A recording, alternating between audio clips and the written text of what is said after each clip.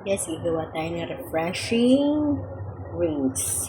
Meron tayo ditong kalahating cucumber, calamansi, fresh mint.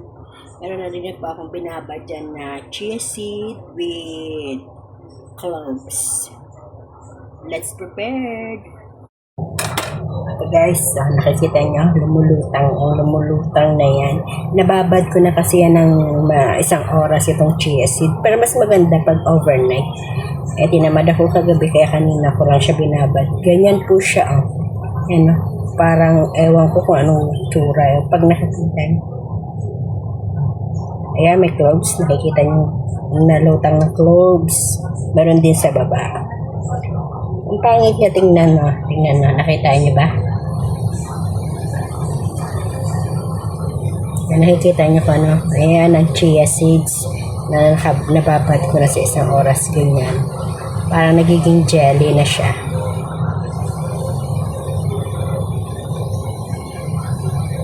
Ayan, let's do it.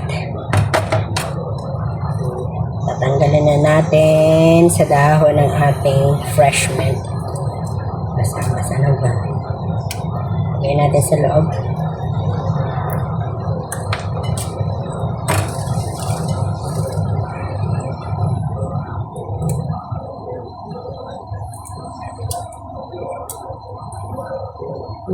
Hugis heart.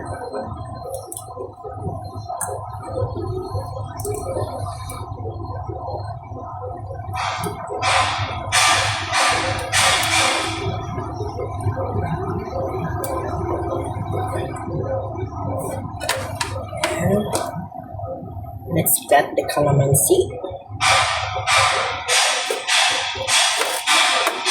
Natanggal ko na yung ibang ibang buto na sa ibang calamansi.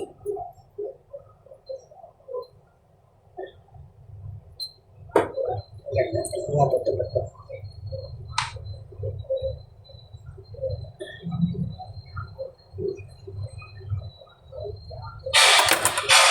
And then, let's get here.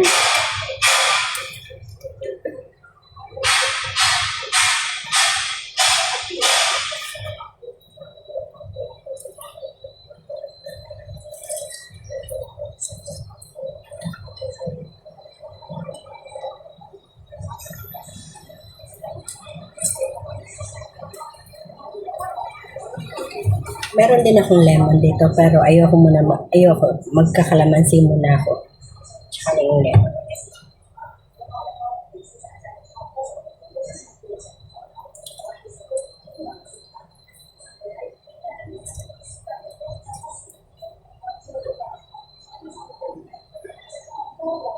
Pang-apat na kalamansi na ito.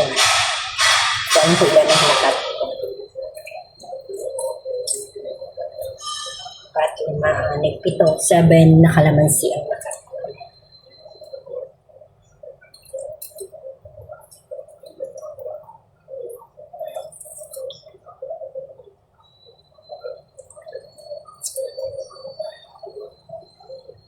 Tagalan natin para humaba ng 5 minutes yung video. Kasi nangingilaw yung ipin ko. Isa-isahin natin pagpiga para tumagal. 3 minutes pa lang yung video ko. Para magkaroon naman 5 minutes kahit paano mag-premiere natin.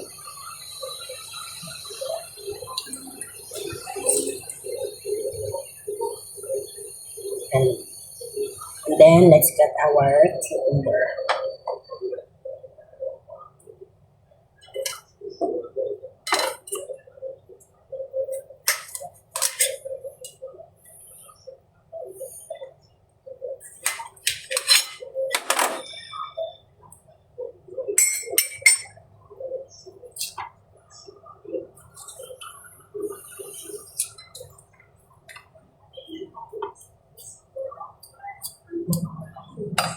Pero mas gusto ko yung may ganito kasi may lasa. Ilagay ko na nga lang, ako na nga lang tanggalin, ba't ko pa kasi tinanggal? Nabukan ka na lang.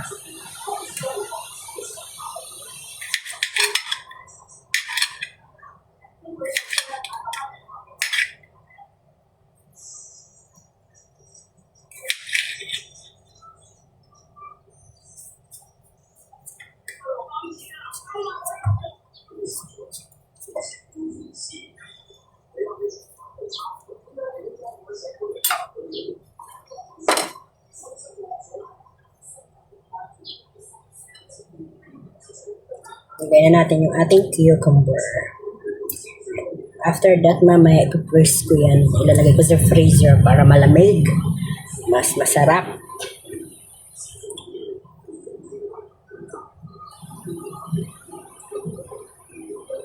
Ayan. Check siya.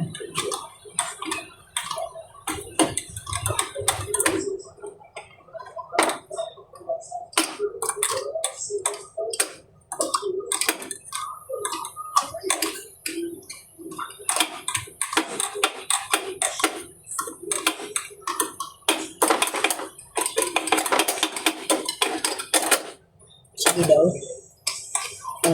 Tama na ba yung asin niya?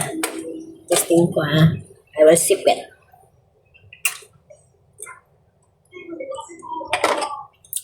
Asim! Lagyan natin ng konting honey. Konting lasa.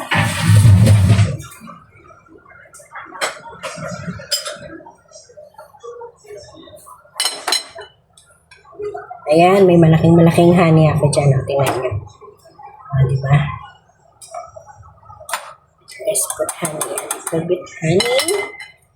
Honey.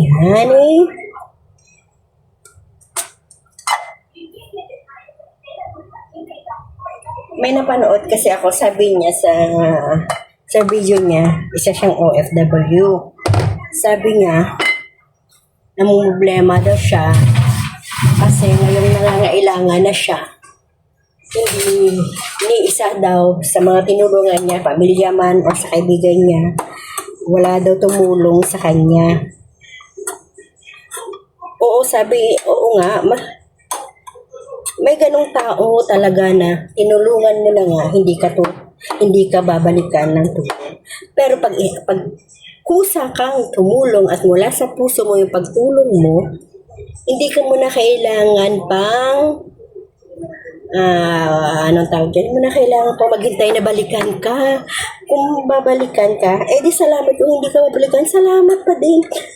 Kasi bukal naman sa puso, kung ako sa akin lang alam nyo naman, mahilig din akong tumulong, di ba? Mabilis akong maawa. Pag ako tumulong, hindi ako naghihintay ng balikan ako. Bahala na si Lord na ang babalik sa atin.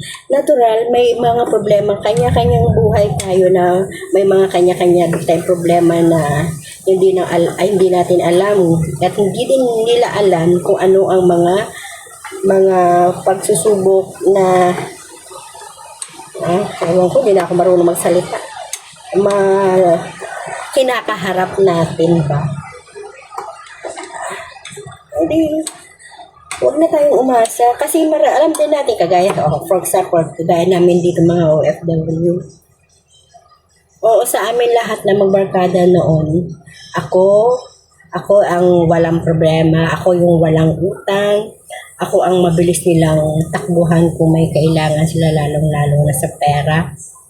Pero ngayon, pareho na kami mga utang. Doon nagsimula lang yun doon sa isang nakilala kong kaibigan na inutangan niya ako. Hindi niya ako inutangan.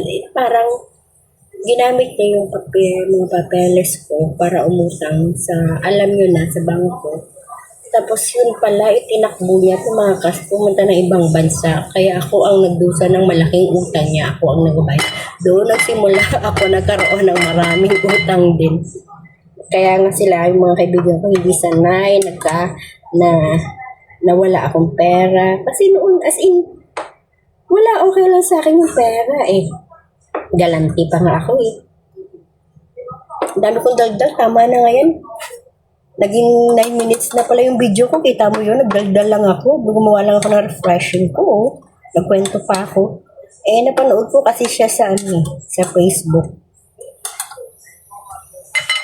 Mabuti na lang yung mga kaibigan ko nga dito kahit pare-pareho kaming mga gipit.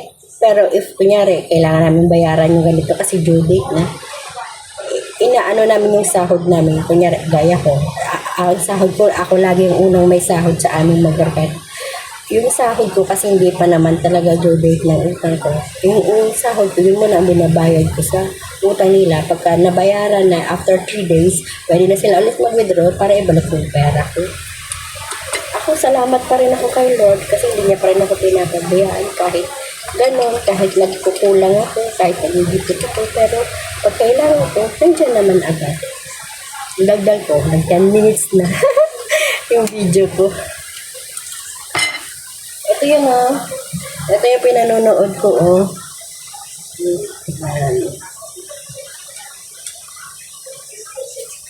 Makatingin lalamunan ko ilang na.